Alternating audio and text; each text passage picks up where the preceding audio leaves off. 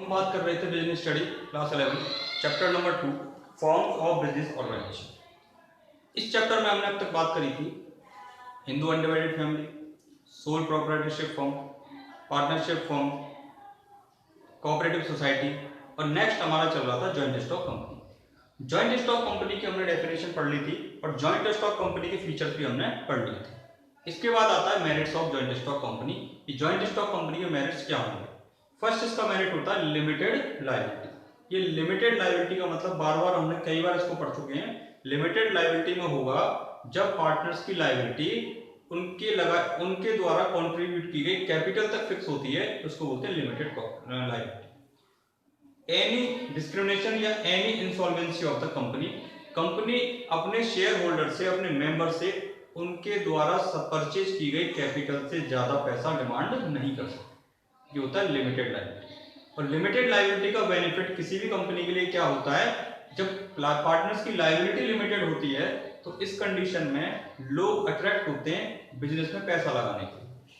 Attract क्यों होंगे? मानो मेरी लायबिलिटी लिमिटेड है और कंपनी मुझसे कहती है आप 1 लाख रुपए तक अगर इन्वेस्ट करोगे तो हम 1 लाख रुपए तक की ही डिमांड रखेंगे आपसे। बिजनेस को अगर ज्यादा लॉस हो जाएगा तो इससे ज्यादा आपको लगाने की जरूरत नहीं है। बट अगर प्रॉफिट होंगे तो जितने प्रॉफिट होंगे वो प्रॉफिट किसमें हिस्सेदार कौन होगा? आप उस प्रॉफिट में पार्टनर होंगे, हिस्सेदार होंगे और उस प्रॉफिट को डिविडेंड के रूप में आपको दे दिया जाएगा। ये होता है लिमिटेड लायबिलिटी। परपेचुअल सक्सेशन की, ये परपेचुअल सक्सेशन एक्चुअली होता क्या है? परपेचुअल सक्सेशन का मतलब होता है कंपनी का एग्जिस्टेंस और मेंबर्स का एग्जिस्टेंस दोनों का अलग अलग होता है। मेंबर्स के चेंज होने पर, मेंबर्स के मर जाने पर, इनकैपेबल हो जाने पर या उनके इंसॉल्वेंट हो जाने पर यानी दिवालिया हो जाने पर कंपनी के अस्तित्व पर कोई प्रभाव नहीं पड़ेगा, उनके एग्जिस्टेंस पर कोई प्रभाव नहीं पड़ेगा। ठीक है। अब ये होगा कैसे? कंपनी का जो फॉर्मेशन होता है वो कंपनी एक्ट के अकॉर्डिंग किया जाता है और इसका जो बाइंडिंग होगा वो भी कंपनी एक्ट के अकॉर्डिंग ही किया जाएगा और किसी तरीके से इनको ना तो बनाया जा सकता है ना इसको बंद किया जा सकता है। That is perpetual succession. ठीक है ना। नेक्स्ट इसमें है growth and expansion. Growth and expansion में क्या है? जो कंपनी होती है, इन ए company form of business there is more scope of growth and expansion. The company has a large financial resources and their rate of profit also high.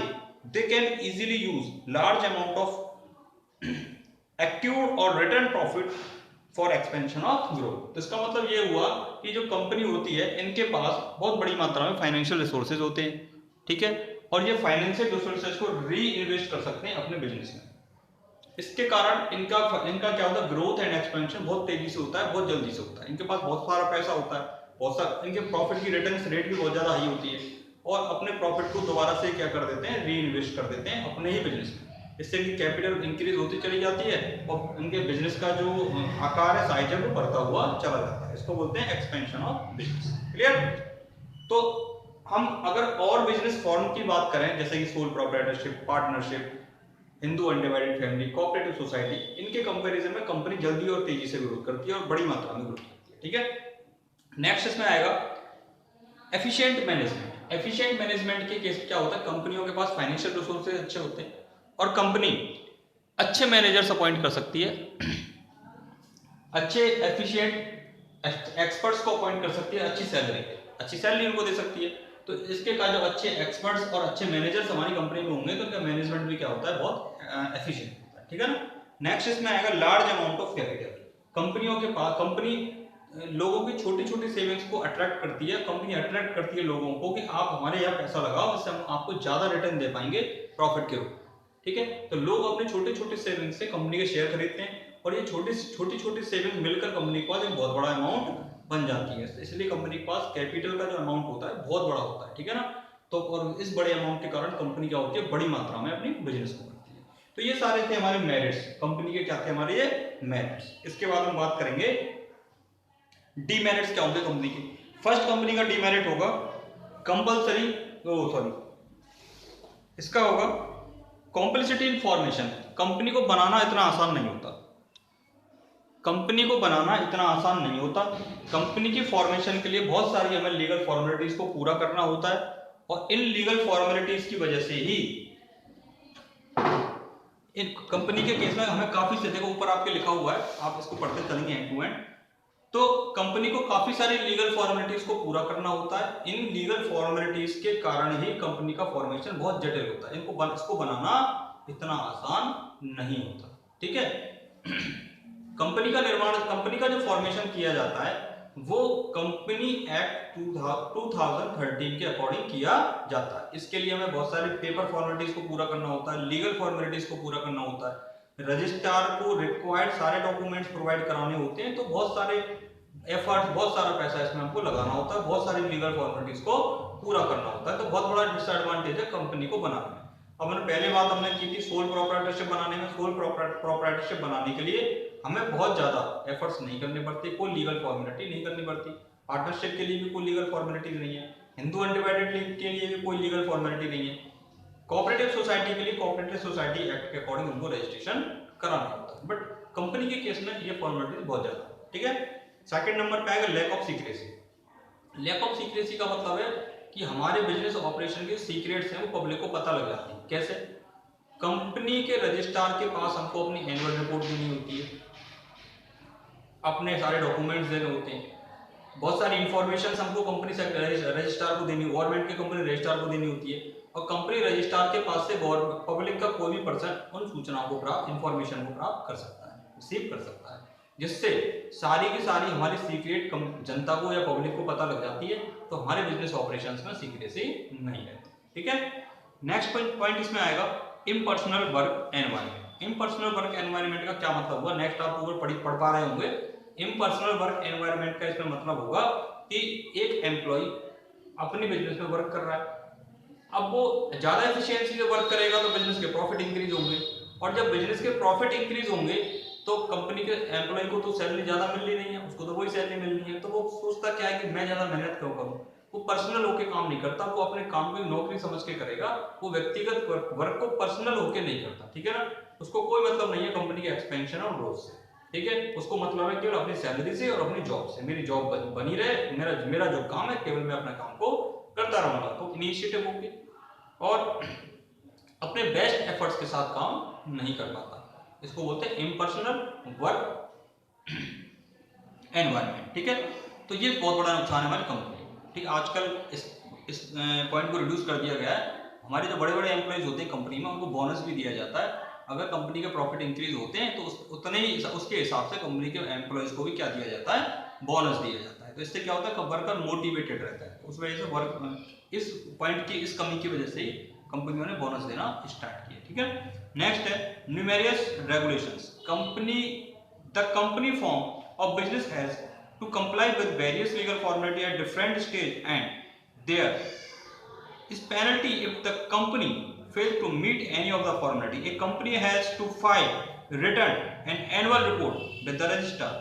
This legal interference in day-to-day operation result in lack of secrecy and lot of time and money is spent. मतलब कंपनियों के ऊपर government की बहुत सारी legal formalities होती है और कंपनियों को वो लीगल फॉर्मेलिटीज पूरी करनी ही होती है, कंपलसरी है। अगर कंपनी लीगल फॉर्मेलिटी को पूरा नहीं करेगी तो कंपनी के ऊपर गवर्नमेंट पेनल्टी इंपोज कर देती है, और पेनल्टी भी 100, 200, 500, 1000, 2000 की नहीं होती, करोड़ों रुपए की होती है। तो कंपनी इस पेनल्टी से बचने के लिए सारी की सारी लीगल फॉर्मेलिटीज को पूरी करती है। इसके कारण कंपनी का बहुत सारा पैसा और बहुत सारे एफर्ट्स और बहुत सारा टाइम बिना बात का खर्च, फालतू का खर्च हो जाता है। ठीक है।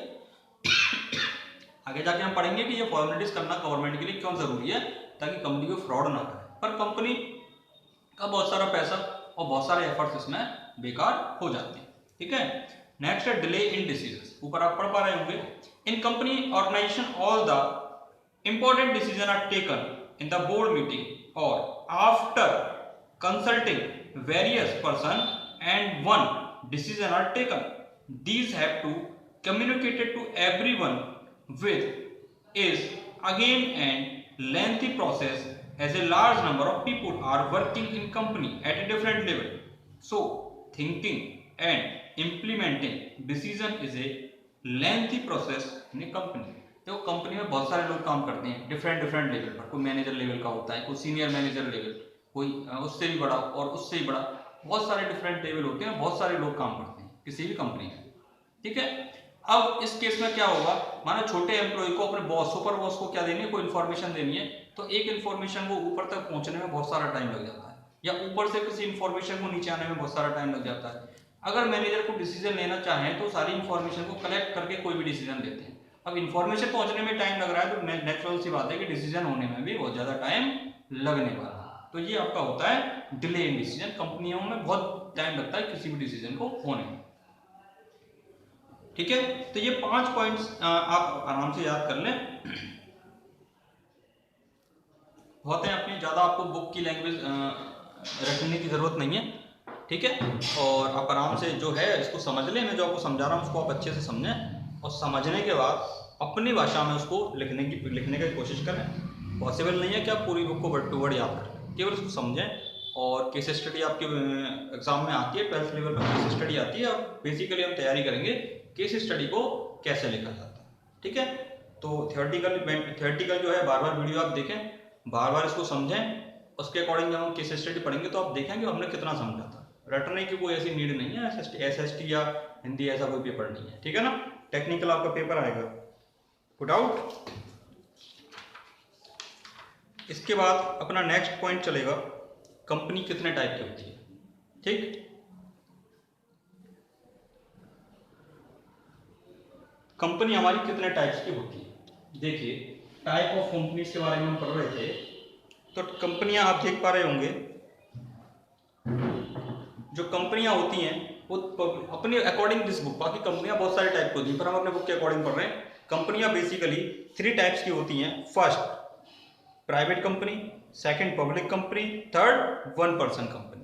Private company, public company, 1 person company. ठीक है, मैं आपको इसकी डिटेल्स बता दूंगा। अब ये प्राइवेट कंपनी क्या होती है, आप देख पा रहे होंगे बोर्ड पे, ये जो प्राइवेट कंपनी होती है इसके बारे में पढ़ते हैं। Private company as per section 268।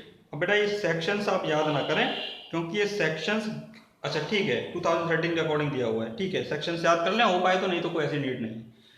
Private company as per section 268 of Indian company act 2013।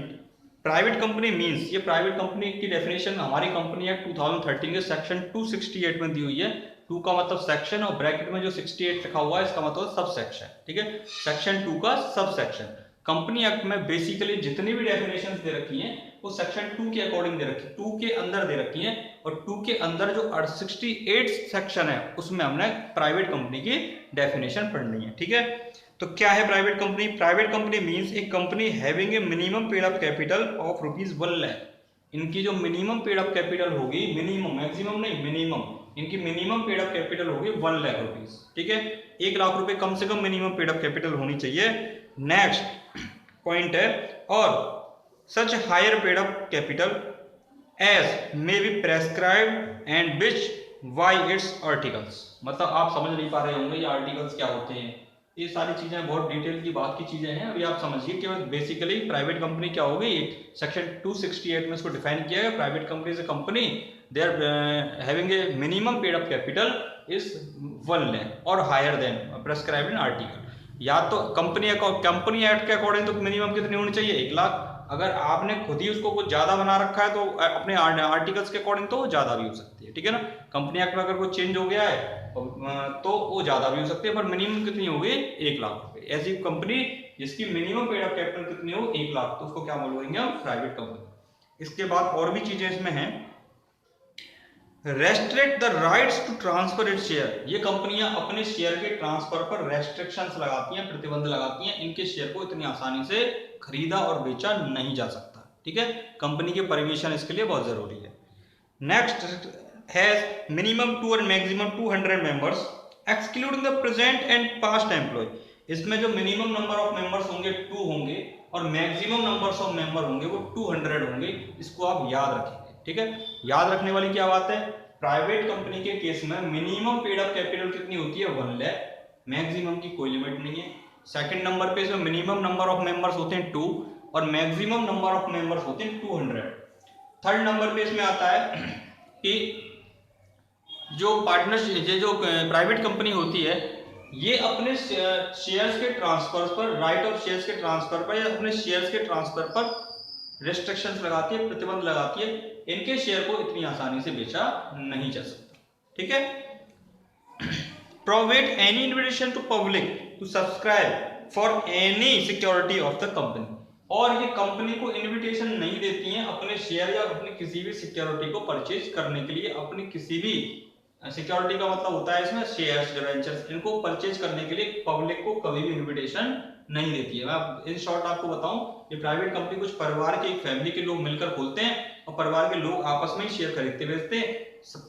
General public को ना तो शेयर बेचे जाते हैं ना उनसे शेयर खरीदे जाते हैं। इनको पूरी रिस्ट्रिक्शन होती है। परिवार के लोग भी एक दूसरे को शेयर सेल आउट नहीं कर सकते जब तक कंपनी उनको अलाउ नहीं करे। तो प्राइवेट कंपनी में बहुत सारी रिस्ट्रिक्शंस होती हैं। बहुत छोटी सी कंपनी होती है, ठीक है ना। इसमें बहुत थोड़े से लोग होते हैं, मिनिमम 2 और मैक्सिमम 200। तो ये होती है हमारी प्राइवेट कंपनी। नेक्स्ट आप देख पा रहे होंगे पब्लिक लिमिटेड कंपनी। अब ये पब्लिक लिमिटेड कंपनी क्या होती है? इसमें ऐसी कंपनी आप इसमें पढ़ पा रहे होंगे, देखिए बोर्ड पे आपको दिखाई दे रहा है। Public company is a company which not a private company as per the company act. A public company is the one which. एक पब्लिक कंपनी की बड़ी सुंदर सी डेफिनेशन दे रखी है। ऐसी कंपनी जो प्राइवेट कंपनी नहीं है वो पब्लिक कंपनी कहलाएगी। बट इसमें ये सारे पॉइंट्स इंक्लूड होने चाहिए। कौन कौन से points? Has a minimum 7 members and maximum no limit. इसके मिनिमम नंबर ऑफ मेंबर होंगे 7 और मैक्सिमम नंबर ऑफ की कोई लिमिट नहीं है। करोड़ों हो सकते हैं, कोई दिक्कत वाली बात नहीं। मिनिमम 7, मैक्सिमम की कोई लिमिट नहीं। प्राइवेट में क्या था? Minimum 2, maximum 200। यहाँ मिनिमम 7 और मैक्सिमम की कोई लिमिट नहीं, कितने मैक्सिमम कितने भी हो सकते हैं, ठीक है। Next, has no restriction on transfer of security. ये अपने शेयर्स के ट्रांसफर पर कोई रेस्ट्रिक्शन नहीं लगाते। खूब आराम से बेचो और खूब आराम से खरीदो, किसी से कंपनी से पूछने की कोई आवश्यकता नहीं है, ठीक है। Next, no provide to invite general public to subscribe its security. अपनी सिक्योरिटी को सब्सक्राइब करने के लिए पब्लिक को इनविटेशन देने पर कोई प्रतिबंध नहीं लगाती। आपको पब्लिक को कंपनी इनविटेशन देगी कि हमारी आओ हमारी सिक्योरिटी परचेज करो। सब्सक्रिप्शन का मतलब होता है शेयर को खरीदना, ठीक है। 1% कंपनी से पहले हम देखेंगे ये जो पब्लिक कंपनी होती हैं ये कितने टाइप की होती है। पब्लिक कंपनीज को डिफाइन किया गया 2 टाइप से अपनी बुक में। First, limited by guarantee, second limited by share.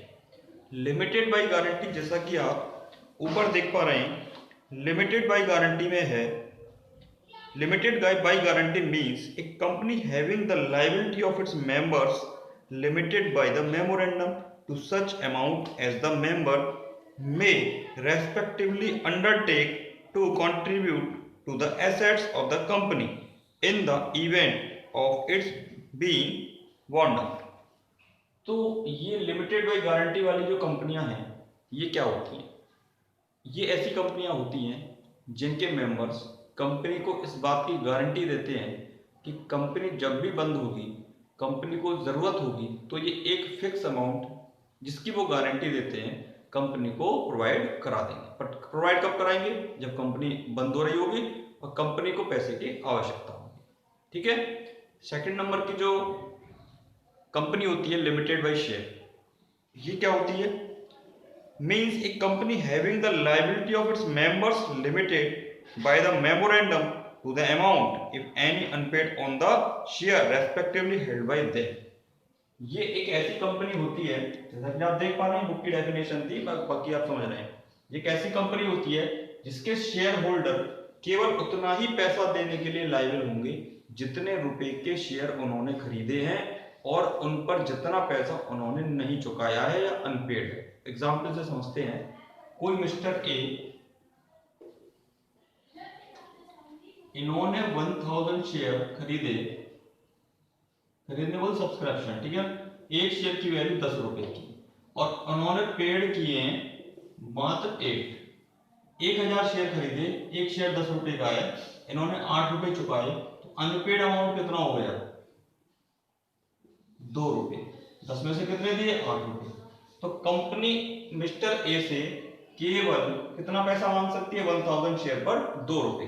कितने रुपए हो गए 1000 शेयर पर 2 के हिसाब से? 2000 रुपए। तो कंपनी केवल 2000 रुपए मांग सकती है, तो इसको बोलते हैं लिमिटेड बाय शेयर। क्लियर? इसके बाद नेक्स्ट हमारा कंसेप्ट होगा ओपीसी, 1% कंपनी। अब ये 1% कंपनी क्या होता है? ओपीसी, नया कंसेप्ट हमारे इंडिया में आया ओपीसी। जैसा कि आप ऊपर देख पा रहे हैं, वो इसको बोलते हैं ओबीसी। ये होता है सेक्शन 3 सबसेक्शन फर्स्ट, ठीक है। ओबीसी कंपनी एक्ट 2013 में एक नई कंपनी का फॉर्म दिया गया, सेक्शन 3 सबसेक्शन फर्स्ट में ओबीसी का। इसमें केवल 1% मेंबर होगा, ठीक है। कितने मेंबर होंगे? 1%। इसको बनाने की जरूरत क्यों पड़ी? ओबीसी को बनाने की जरूरत इसलिए पड़ी, बनाने की जरूरत क्यों पड़ी? इसको बनाते समय किन बातों की जरूरत होगी? मेन चीज है, इनको बनाते समय किन बातों की हमको जरूरत होगी ओबीसी के लिए? ओबीसी के लिए बेसिकली जिन बातों की जरूरत होगी उसके लिए आवश्यकताएं हैं, नीड्स क्या है इसके? देखो, फर्स्ट नेचुरल पर्सन। एक नेचुरल पर्सन ही ओबीसी खोल सकता है। नेचुरल पर्सन जैसे आप और हमें नेचुरल पर्सन, ठीक है। कोई कंपनी ओबीसी नहीं खोल सकती, ठीक है। सेकंड नंबर पे इंडियन होना चाहिए एंड रेजिडेंट होना चाहिए, ठीक है। इंडियन होना चाहिए और रेजिडेंट होना चाहिए। इंडियन हो, इंडिया में रहने वाला हो, ठीक है। इंडियन तो बहुत होते हैं, एनआरआई को भी इंडियन ही बोलते हैं। नॉन रेजिडेंट इंडियन, ठीक है ना। एनआरआई नहीं होना चाहिए, इंडिया का हो और इंडिया में रहने वाला हो। थर्ड नंबर पे ओनली 1% कैन ओपन 1 ओपीसी। 1% केवल एक ओपीसी ओपन कर सकता है, एक व्यक्ति केवल एक कंपनी खोल सकता है। नेक्स्ट है ओनली 1% कैन बिकम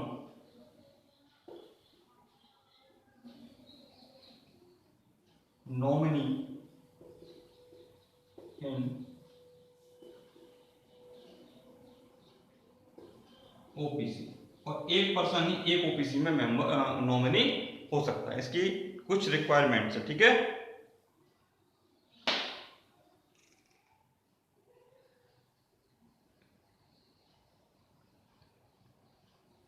ठीक है, क्या क्या रिक्वायरमेंट्स थी? पर्सन नेचुरल होना चाहिए। सेकंड रिक्वायरमेंट थी, जो भी पर्सन नेचुरल है वो इंडियन या रेजिडेंट इंडियन होना चाहिए। एक पर्सन ही एक ओपीसी खोल सकता है, केवल एक पर्सन एक ओपीसी खोल सकता है, एक से ज्यादा नहीं खोल सकता। और एक पर्सन को एक ओपीसी में नॉमिनी बनाया जा सकता है। ये इसके कुछ बेसिक्स रूल थे, ठीक है। इसके बाद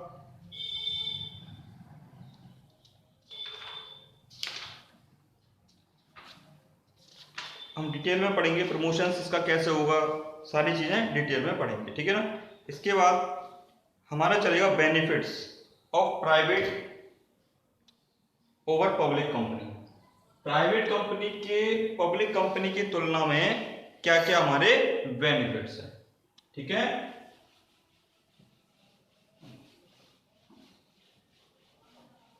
प्राइवेट कंपनी खोलने के पब्लिक कंपनी खोलने की तुलना में क्या क्या बेनिफिट्स हैं, जैसा कि आप स्क्रीन पे देख पा रहे हैं। तो देखो, first, private company can be form with only 2 members whereas at least 7 members are needed to form a public company। Private company खोलने के लिए 2 लोगों की आवश्यकता होती है, जबकि प्राइवेट कंपनी खोलने के लिए 2 लोगों की आवश्यकता होती है, जबकि पब्लिक कंपनी खोलने के लिए 7 लोग चाहिए, ठीक है।